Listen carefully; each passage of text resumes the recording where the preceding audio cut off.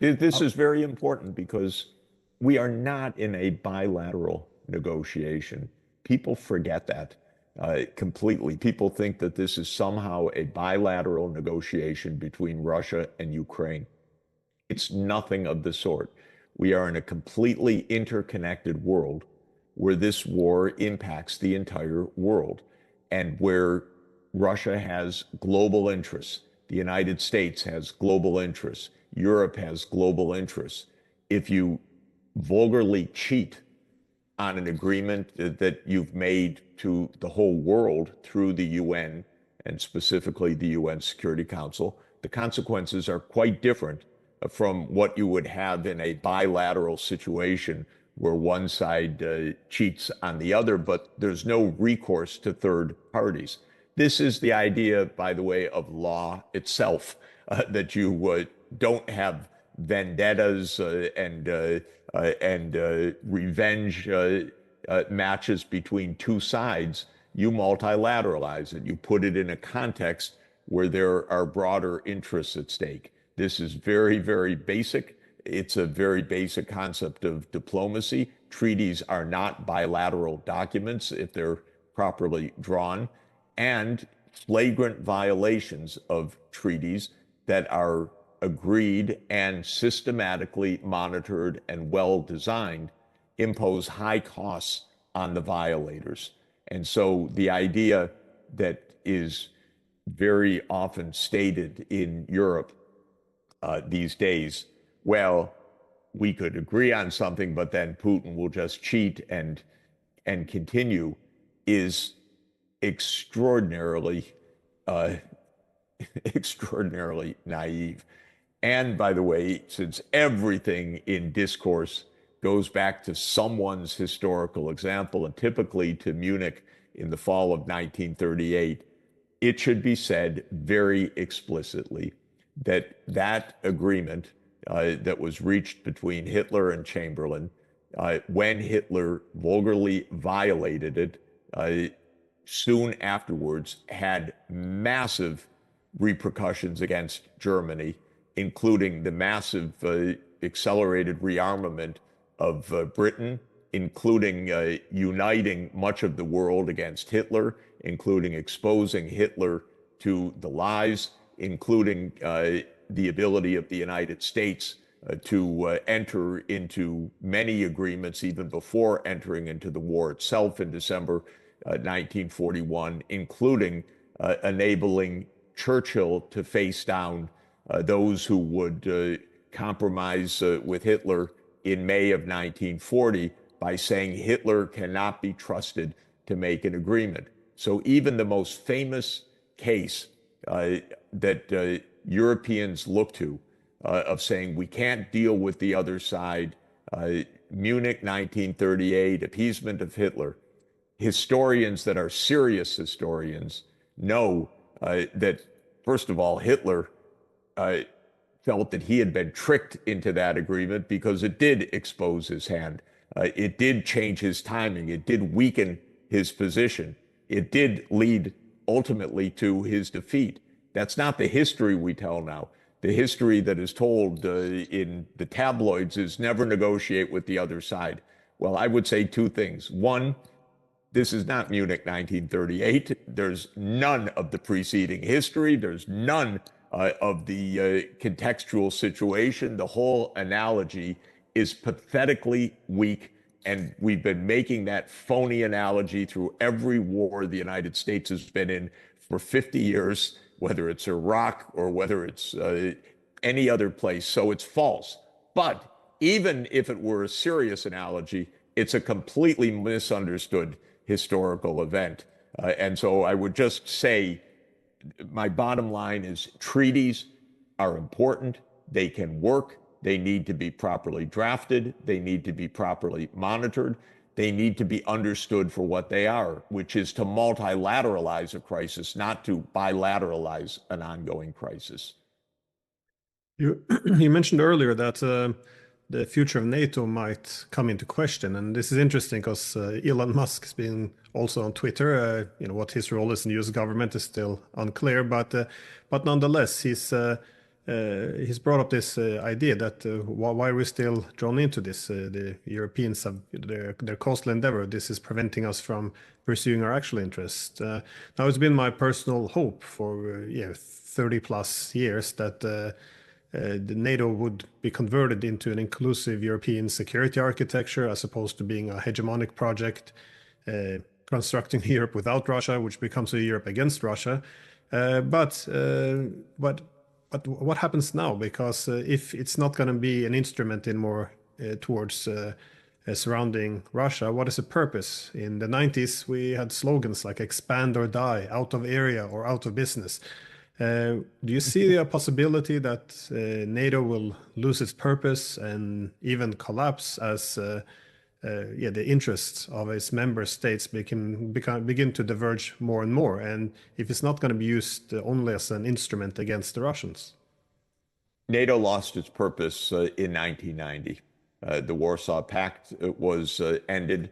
NATO should have been ended. NATO certainly lost its purpose in December 1991. The Soviet Union was dismembered. I happened to be around those days rather intensively. There was no risk whatsoever of any kind of a Russian invasion of Europe. NATO should have been ended then. It became something completely different from a defense against a Soviet invasion. It became the instrument in Western Eurasia for the American hegemonic project. This was not NATO's purpose up until 1990. NATO's purpose, whatever one thinks, was to face off against the Soviet Union in Western Europe.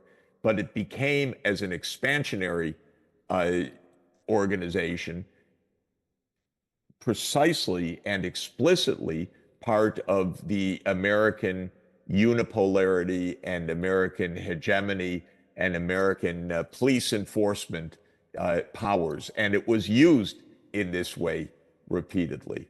So I think that NATO has been misguided for more than 30 years.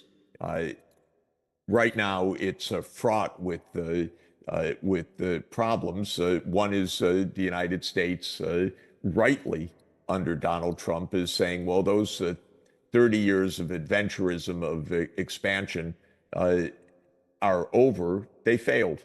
They were dangerous. They were costly.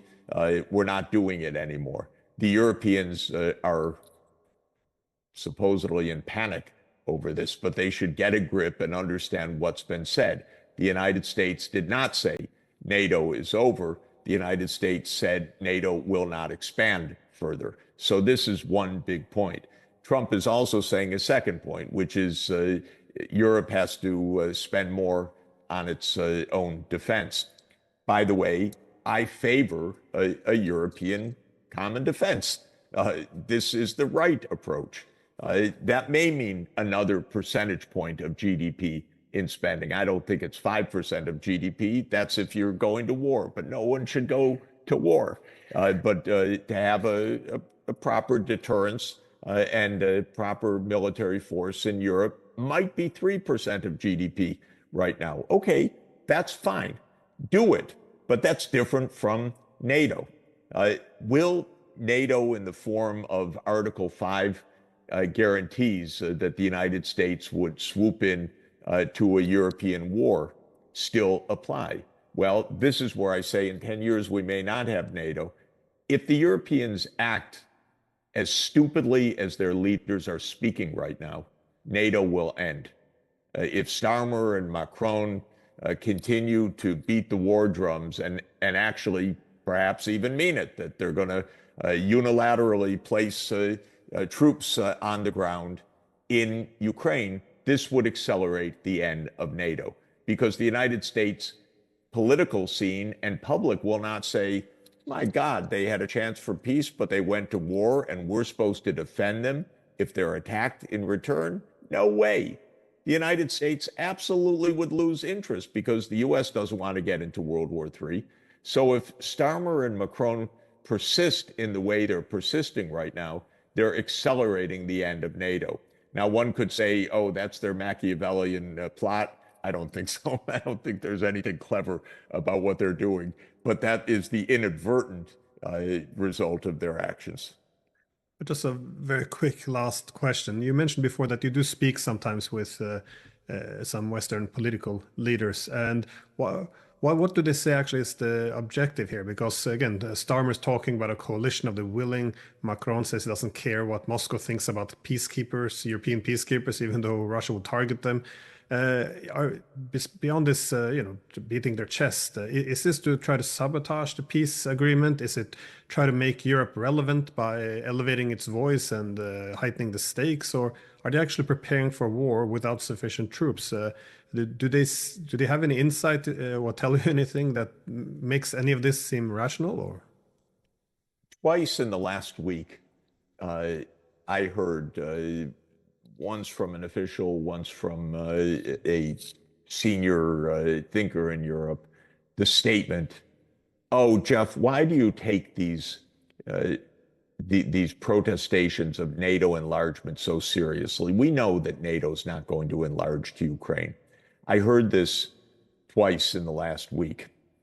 I went back and looked at, there are no doubt dozens. I collected around 20 very high level statements in recent months where solemnly it was stated that NATO will expand to Ukraine. So, according to two times what I heard last week, the public statements are just lies, and that private statements are very different. I asked both times, what's the purpose of this public lying? This is a degradation of democracy and very dangerous in my view. I feel I did not hear a good answer to this. Is this Europeans cleverly stirring up fear to raise the defense budget?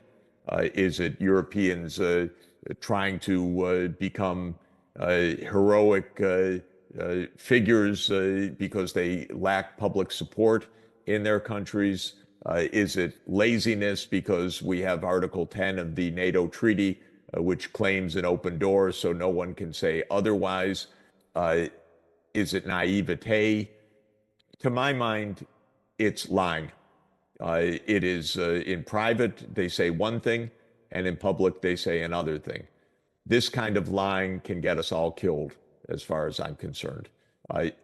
Leaders should tell the truth.